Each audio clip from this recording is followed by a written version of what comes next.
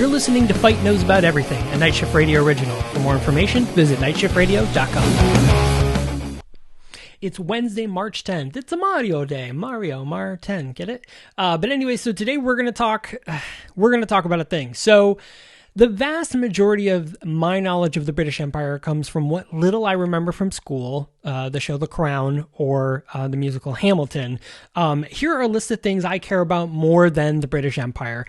Gender reveal parties, anyone with a last name Paul, TikTok drama, and anyone who attended CPAC. That being said, things I do care about: implicit racism that drives someone to potential suicide. Let's dig in. So this week, Prince Harry and Meghan Markle recently gave an interview with Oprah about their exile from the royal family. Now, this has been kind of a brewing thing over the past couple of years. I think they've been together now 7 years, but there's been many reports about all of the, just them basically shunning Meghan Markle and basically saying, like, it's ridiculous that Prince Harry was even involved with her.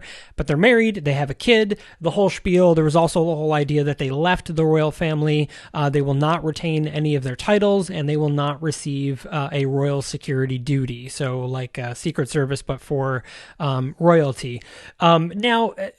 So this interview with Oprah was a very, very huge deal, and a lot of things were brought up. A lot of claims were brought up inside this interview, and many people have been, especially those of us that remember, were very quick to point out that most of the claims that Prince Harry talks about reflect back on the things that Princess Diana reflected on or brought up in her interview in the 80s. Now, for those of you that do remember, and for those of you that don't, Princess Diana is Harry's mother.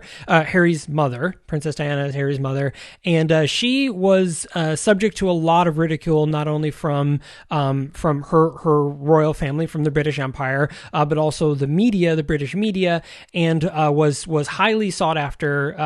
She was very, very loved by the public, but kind of hated by everyone else. And she actually ended up tragically dying in a car chase. The paparazzi were aggressively chasing her car down a tunnel, to which it ended up crashing, and she fatally died in that accident. So very, very scandalous. It was a very big deal. Not only did it bring up a lot of information and a lot of people talking about the paparazzi's role and how aggressive they are in chasing down people and stuff like that. It brought up a lot of things.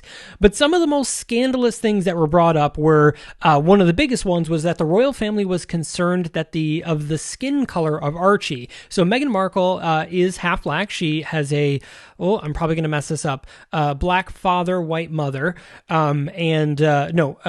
white father, black mother.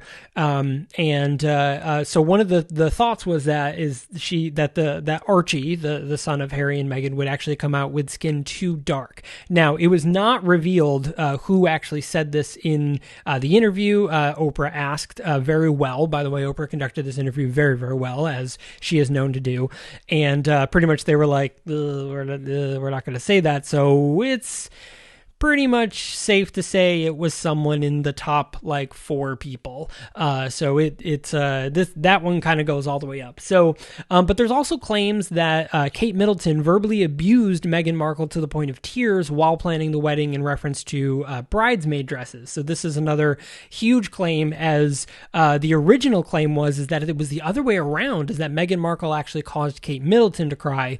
But this claim is refuting that and basically saying no, that it's the other case. Now, mind you, right around the same time as this, there was a lot of reports of coming out saying that Meghan Markle was verbally abusive and aggressive towards her personal assistants, and she had gone through several of them throughout the time. Obviously, she refutes this, and as does Harry, saying that not only have they had very few personal assistants, but that the actual British Empire just flat out refused them to have them.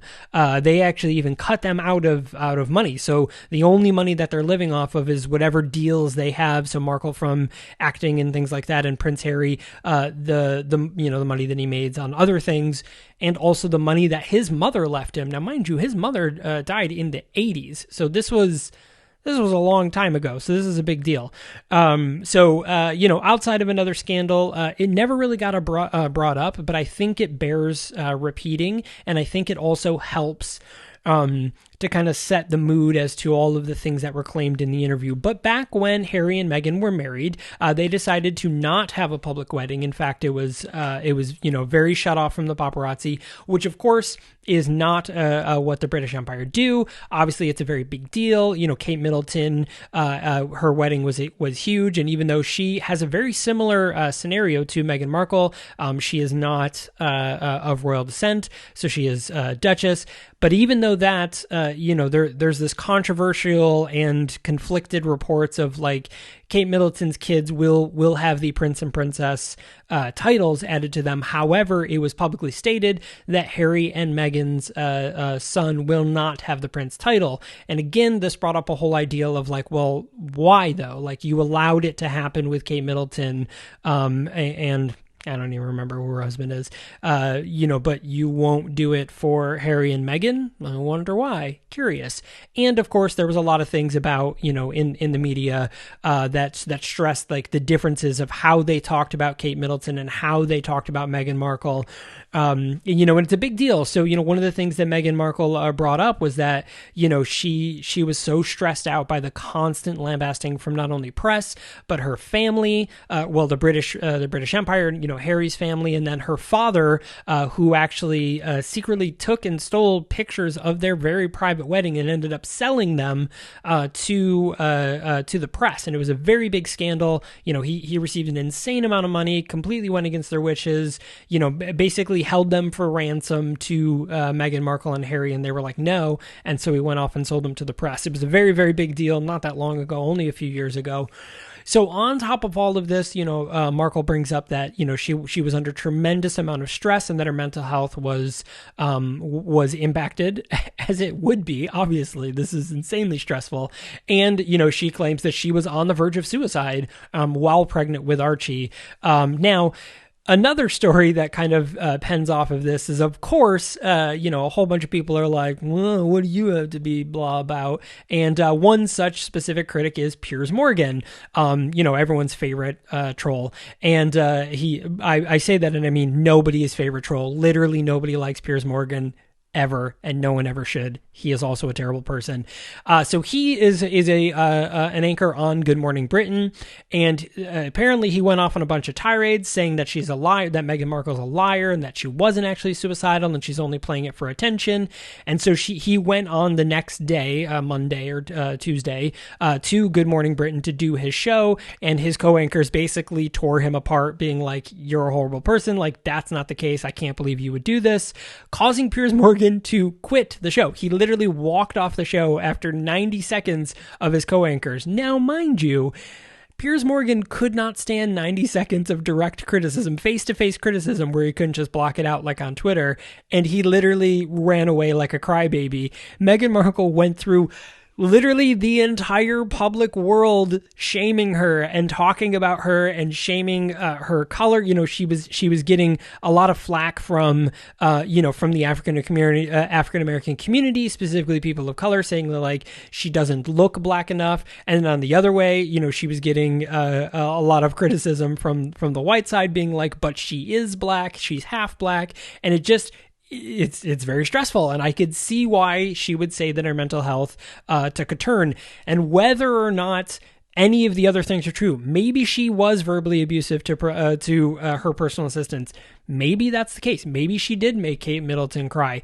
Nonetheless, all of the things we can actually see that happened to her, the people that were acting to her, the things that we know to be true, would still take a toll on anyone's mental health. So regardless of the other scenario, I absolutely believe her that she went through this entire stress in reference to her family. Now, of course, there was a lot of other things that were mentioned in this interview. It was a very bombshell interview. Like, one of them was saying that essentially she was pretty much asked to not leave her house. She was essentially under house arrest for almost an entire year before Corona. This is, and there's a lot of other things that go to it. Like they said, they pretty much locked him out of everything. I talked about earlier about the not having the British security following them around.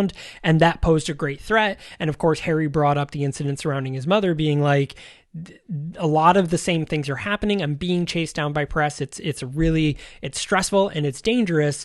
I am still of royal blood. Like, I should have security following me around. Like, this is a really big deal. Like, you should be, like, this should be the case. And I completely agree with him in that.